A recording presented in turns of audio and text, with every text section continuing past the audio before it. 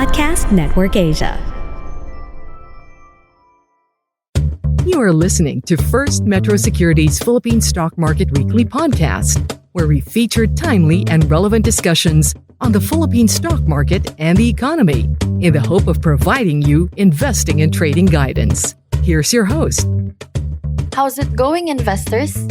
Hi, I'm Anjz, an equity research associate from First Metro Securities, where I cover the consumer sector.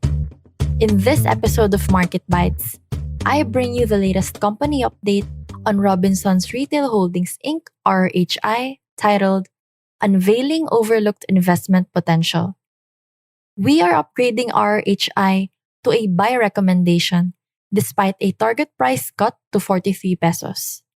At present, we acknowledge that the Philippine retailing landscape remains challenging amid the combination of elevated inflation, tight competition, and rising fixed costs.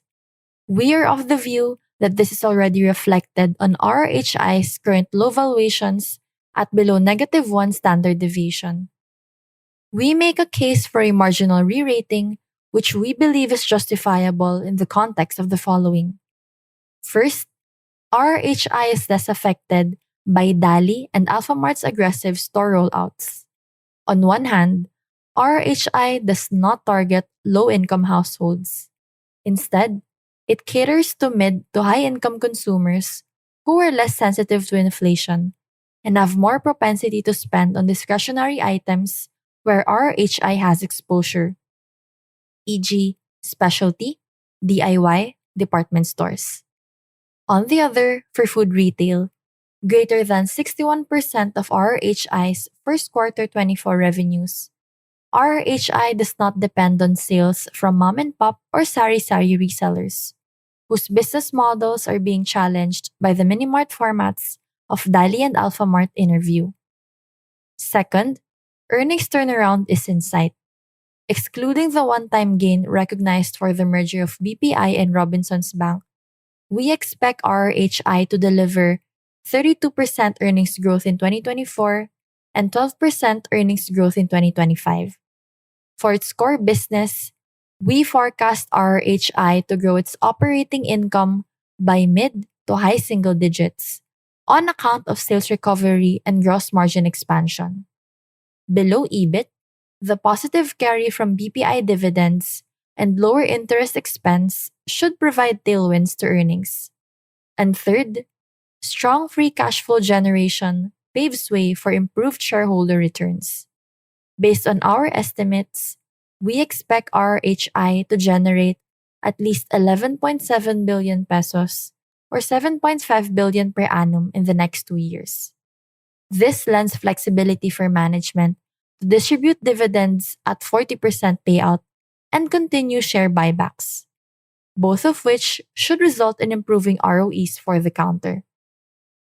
Furthermore, excess cash generated could be used to accelerate debt repayments, thus allowing a wider net positive carry vis-a-vis dividend income from its equity investment in BPI. As for our valuation and recommendation, our new TP of 43 pesos implies 12.1 times PE on 2024 core EPS and 10.5 times PE on 2025 core EPS, excluding one-time gain from the merger of BPI and Robinsons Bank recognized in the first quarter of 2024, and assumes valuation to stay below -1 standard deviation of mean at 17 times.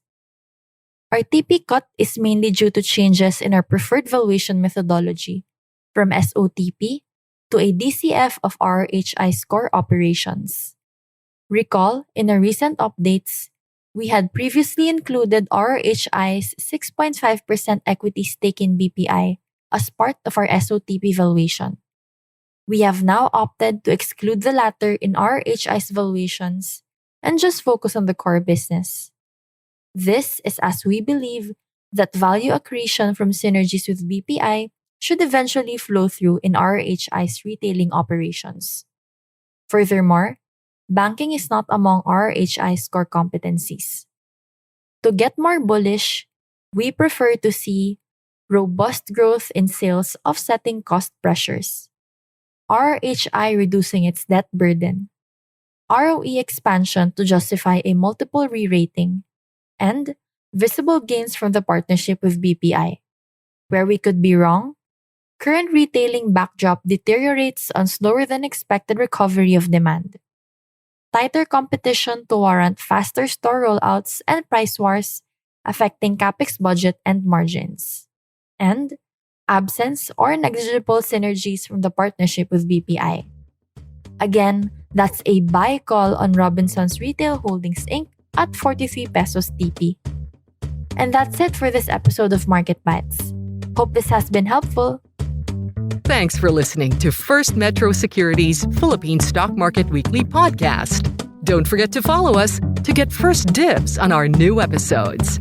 For more up-to-date market news and info, exclusive content, and the opportunity to connect with your fellow Filipino investors and traders, join facebook.com/groups/FirstMetroSec and be part of the FirstMetroSec family.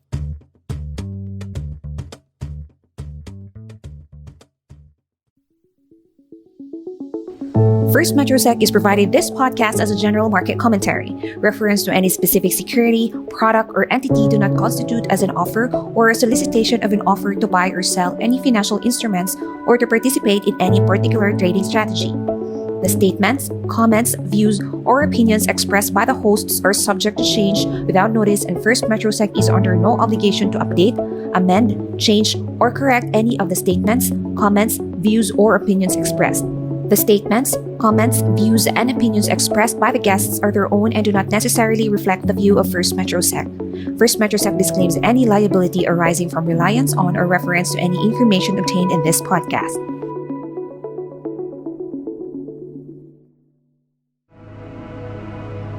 The views and opinions expressed by the podcast creators, hosts, and guests do not necessarily reflect the official policy and position of Podcast Network Asia, the hosts of the program, or other programs of the network.